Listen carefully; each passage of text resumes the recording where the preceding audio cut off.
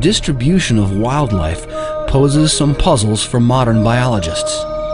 Why do we find giant land tortoises on islands in the Pacific Ocean and 10,000 miles away in the Indian Ocean, but nowhere in between? Why do we find identical plants on either side of the Atlantic Ocean? These kinds of disjunct or split ranges can't be explained by the way organisms travel and live in the present.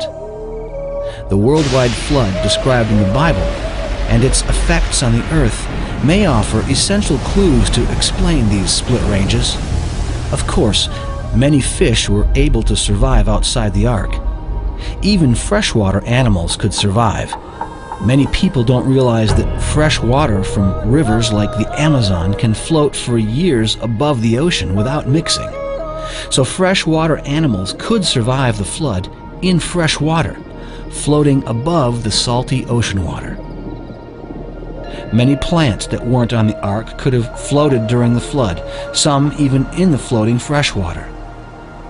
As the floodwaters receded, plants and fish would have been left behind at lakes and other places around the world.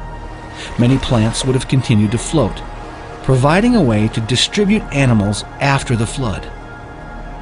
After Mount St. Helens erupted in 1980, hundreds of thousands of Douglas fir trees were ripped up and remained floating on the lake 25 years later.